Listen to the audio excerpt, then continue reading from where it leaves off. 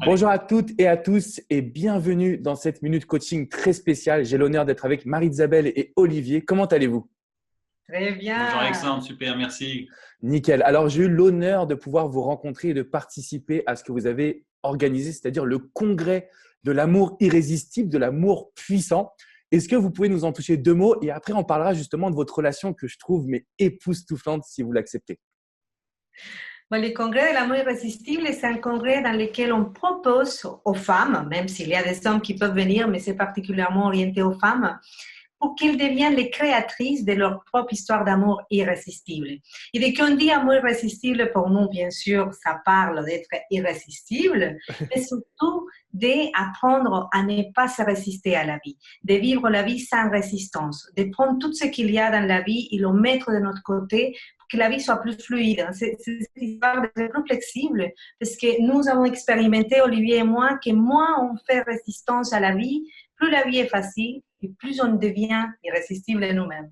Alors du coup, moi, je participe justement à ce congrès ensemble. Donc, n'hésitez pas à cliquer dans le lien de la description. Vous pouvez voir une petite intervention que j'ai eue justement avec Marie-Isabelle où on a parlé ensemble d'amour, de séduction également et de psychologie masculine.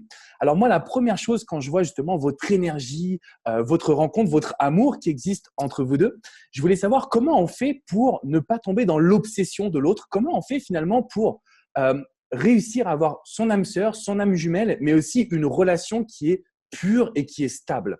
Est-ce que vous pouvez me donner votre point de vue à la fois masculin et féminin? Olivier, je ne sais pas si tu veux répondre en premier. Oui, mais écoute Alexandre, c'est une super question. Je ne sais pas par quel bout la prendre. Je dirais que avant tout, je pense qu'il faut déjà se connecter avec soi-même. Déjà s'apprécier, s'accepter soi-même et à partir de ce moment-là, apprécier et accepter la relation qu'on a avec l'autre et ne pas tomber effectivement affecto-dépendant. Ça veut dire on peut cheminer ensemble, mais on a chacun notre part d'individualité. On est tous des individus. Ce sont deux individus qui se rassemblent pour faire une communauté d'amour. Et en fait, ce qui est bien dans notre histoire, alors encore une fois, nous, c'est la nôtre, libre à vous tous de faire la vôtre, mais on aime bien se retrouver, mais on sait que ensemble, on est complémentaires. Déjà, mon point de vue masculin, par rapport à notre histoire qu'on pourra développer par la suite, c'est que pourquoi nous sommes ensemble, alors âme sœur, âme jumelle, flamme jumelle, etc. Moi, je ne sais pas, mais ce que je sais, c'est que nous sommes ensemble par la force du divin. Alors, le divin, c'est pas religieux, c'est quelque chose d'extrêmement puissant qui nous connecte à une unité. Et cette unité a fait que nous soyons, Isabelle et moi, ensemble. Donc, je me connecte à cette force divine pour vivre l'amour que j'ai à vivre avec Marie-Isabelle, ici incarnée. Au-delà de ça, je garde mes espaces de liberté. Je suis un mec, je vais faire du VTT, je fais de la course à pied, je veux voir mes potes et j'aime toujours Marie-Isabelle quand je ne suis pas avec elle. Voilà, je ne sais pas si j'ai Bien déjà… sûr. Alors, en fait, c'est marrant parce qu'on avait parlé du VTT justement avec Marie-Isabelle ensemble.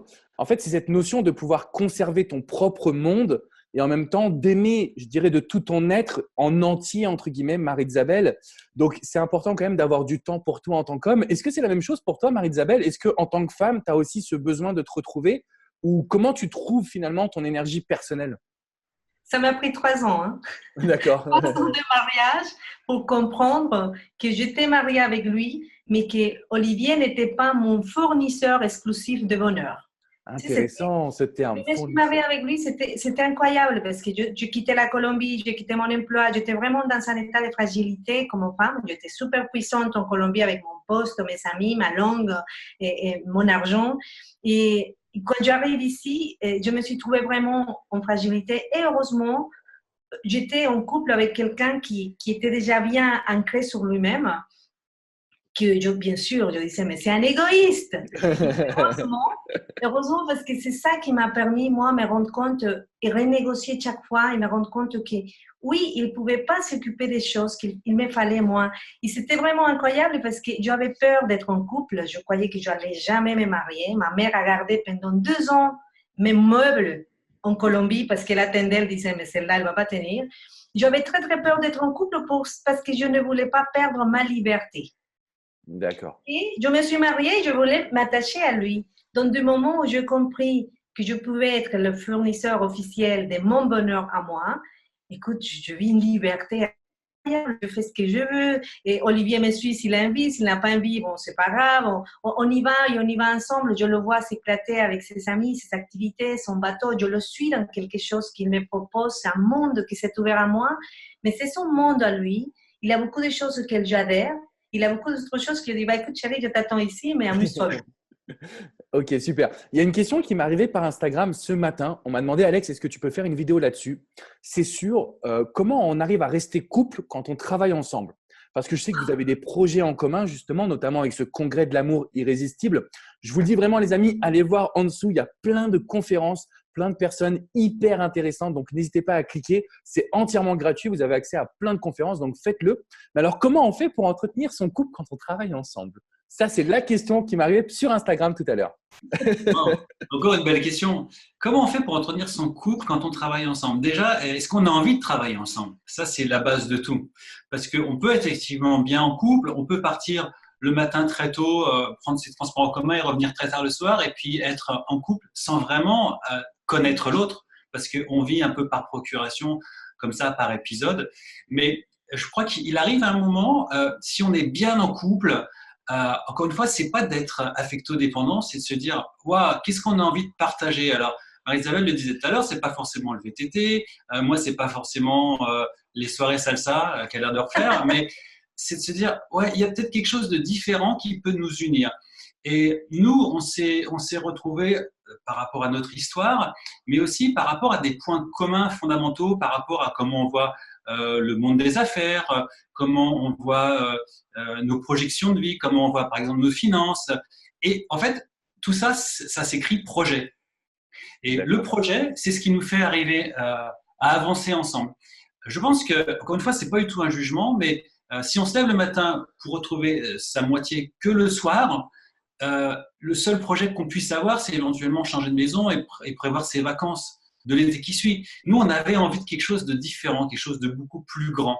Et donc, c'est ce plus grand qui, au quotidien, nous permet de vivre ensemble. Alors, je suis pas en train de dire qu'on n'a pas acheté 1 kilo d'effaceurs et de Tipex pour gommer certaines parties de nos journées, parce qu'il y a des fois, c'est la réalité. On est encore une fois 2 individus, 2 personnalités différentes, avec des fortes personnalités de ce côté et de celui-ci. Donc, quand on arrive à commencer à rentrer dans des zones un petit peu sensibles, un peu, on va dire, conflictuelles, on a une télécommande qui nous est propre, une télécommande virtuelle avec des boutons. Il y a plusieurs boutons. Il y a un bouton stop, tout de suite on arrête le conflit. Après, il y a aussi l'option pause. On fait une pause, ça veut dire qu'on met une parenthèse, on continue ce qu'on fait parce que c'est important.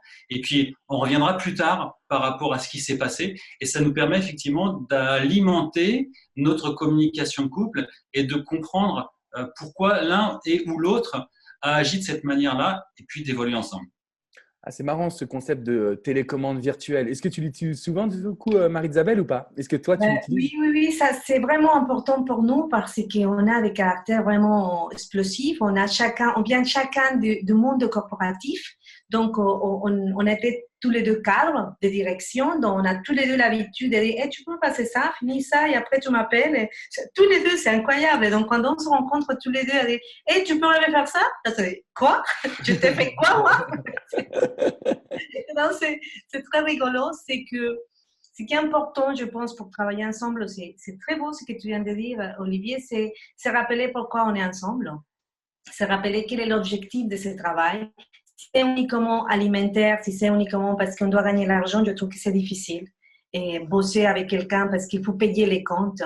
Même les travails les plus qu'on pourrait dire, bâtards, doit avoir un propos d'amour, un objectif d'amour. Donc, si vous êtes en train de faire un business avec votre mari, prenez le temps, même si lui n'est pas d'accord, prenez le temps vous-même de dire pourquoi je suis là. Bon, on vend de la papeterie. Et qu'est-ce que je fais avec le monde? C'est rien d'important, on pourrait dire. Bon, réfléchissez à tous ces gens qui, grâce à votre papier, vont faire ces lettres, vont imprimer des choses, et donc vous êtes en train de transformer leur vie parce qu'il y a une transcendance de ce que vous faites.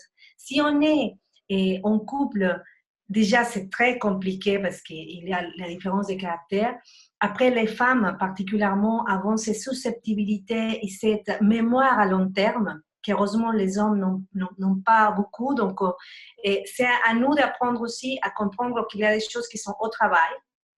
Donc, par exemple, vous savez ça, si un homme est occupé, c'est pas la peine d'aller le déranger. Donc, je fais très attention. Je dis, Olivier, dès que tu auras 1 minute, dès qu'il me dérange, au contraire, c'est moi qui s'élève immédiatement. C'est comme ça. Donc, il y a beaucoup de dynamiques qu'il faut comprendre. Il faut apprendre comment ça marche les hommes, comment ça marche les femmes, quel est l'objectif ultime de cette relation et avoir des outils. Hein. C'est pour ça qu'on fait ces congrès. Ces congrès, c'est vraiment une compilation, une compilation de tout ce que nous faisons, hein, parce qu'on est là, mais c'est joli nous voir là, on sourit, on est dans la photo, mais il y a des moments qu'on dit, mais mince, on est en train de faire un congrès de l'amour et je vais sortir par la fenêtre. Et ça, c'est important aussi. Olivier, il part faire de VTT. Hein. Le VTT est super important dans notre couple. non, mais pas que. Mais en fait, je pense que effectivement, ce congrès, c'est un formidable laboratoire qui nous a expérimenté, qui nous a donné la possibilité d'expérimenter des connaissances, des techniques, parce que quand on commence à se poser une question, il y a beaucoup de réponses qui viennent à nous. Et donc là, effectivement, tu fais partie de ces plus de 30 experts qui interviennent dans le congrès. Et pour nous, ça a été du pain béni, parce que même si on est bien ensemble, comme on dit, au four et au moulin, il arrive des moments où on a des doutes, on a des zones de flou, on a des gros points d'interrogation. Et vous tous, y compris toi, tu nous as apporté des solutions pour continuer à vivre notre quotidien. Et toi, tu es bien placé pour parler de séduction, mais je voulais aussi rajouter une chose. Comment on fait pour vivre comme ça au quotidien, même dans le boulot?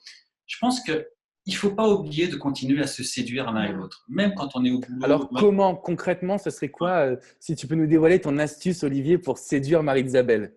Un point précis que tu sais que ça va faire mouche, en fait. Je ne sais pas, ça serait plutôt à de parler. Tu sais, Olivier est très attentif de mon repos. Parce qu'une femme fatiguée, c'est pénible. Donc, il est très attentif de me coucher, de me lever, des horaires. Il ne va pas hésiter à me dire « Chérie, fais attention, ne te couches pas trop tard, demain ton rendez-vous à telle heure parce que je travaille en décalage avec l'Amérique du Sud. » Donc, il est très attentif de mon repos. Donc, si un jour je dois me reposer, de son repos aussi, et il me voit quand je suis, par exemple, je peux rester enfermée à travailler sans sortir. Lui, non. Lui, il a besoin de sortir, de prendre l'air. Moi, je suis capable de rester enfermée. Donc, lui me dit, viens, chérie, viens, je te propose d'aller prendre un café. C'est au bar du coin, à côté. Viens, on va se promener devant la mer un petit peu, on va prendre l'air. Quand il me dit ça, je me dis tout le temps, tiens, mon mari se rend compte que je commence à monter dans des limites qui ne sont pas bonnes. Et même si je n'ai pas envie, parce que ça, c'est l'autre chose, hein, parce qu'il faut avoir un qui lance un appel et l'autre qui n'écoute pas. Donc, même si je n'ai pas envie, je dis, écoute, j'y vais. Et normalement, à la fin, toujours, je dis merci de m'avoir sauvé. Merci. Et plein de détails. Bon, on se connaît très bien. Nous, je sais qu'Olivier a besoin des moments de partage. Olivier sait que j'ai besoin des paroles et donc ces paroles sont toujours bienveillantes. Ces paroles sont toujours de me séduire, de me dire que je suis la plus belle. Il y a Alexandre, quand tu parles de séduction, si je peux ajouter une chose, c'est que, bon, là, effectivement, c'est un petit peu notre mode de fonctionnement, mais tu sais, le regard, un simple regard, par exemple, quand elle est énervée, par exemple, quand elle est fatiguée, la séduction passe par un jeu de regard. Je la regarde de manière très insistante. Alors, peut-être qu'elle va froncer les sourcils en disant « Mais qu'est-ce qui se passe? Pourquoi tu me regardes comme ça ?» Mais tu sais comment ça se passe. Les jeux de silence, jeux de regard, c'est simplement ne pas répondre et par le regard dire « Mais t'es belle, tu sais, même comme ça, même fâchée, même énervée, t'es belle. » Voilà, c'est une des clés. Ça, c'est magique. Super conseil que tu nous donnes là. Donc, n'hésitez pas à prendre des notes. Mais c'est vrai que moi, j'aime bien cette notion de petits détails, mais que nous, on peut connaître, mais que peut-être la majorité des personnes ne connaissent pas. Et là, d'avoir un témoignage vraiment de concret, de réel, de cas pratique, je pense que ça va aider à la fois les hommes, mais aussi pour vous, mesdames. Je pense que ça, c'est un point qui est essentiel. Alors, on a parlé du congrès de l'amour irrésistible. Je vais mettre le lien juste en dessous. Est-ce qu'il y a une autre actualité que vous aimeriez partager? Est-ce qu'il y a un autre conseil que vous pourriez donner à ma communauté de femmes et d'hommes qui veulent être épanouis en amour, mais pas que, qui cherchent aussi le bien-être personnel? Parce que vous avez parlé d'entrepreneuriat. Je sais que vous avez un mode de vie où vous êtes très souvent sur la mer, etc. Est-ce que vous avez un petit conseil à donner à des personnes qui ont envie de vivre pleinement, justement? Je pense qu'il faut s'informer. on vit comme dans une coquille et on croit que la vie, c'est ce qu'on a appris, ce que nous ont appris nos parents.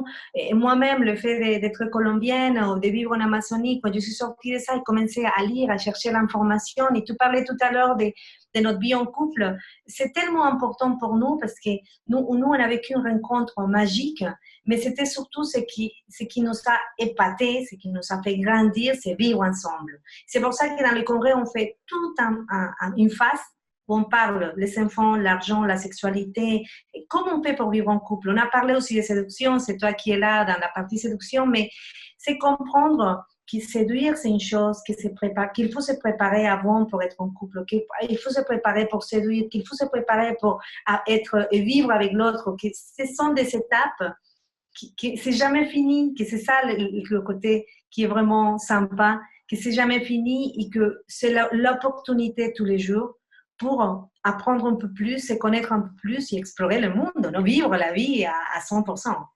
Et puis peut-être aussi de savoir réellement ce qu'on a envie de faire de notre vie, à seul ou à deux. Je pense que d'avoir un…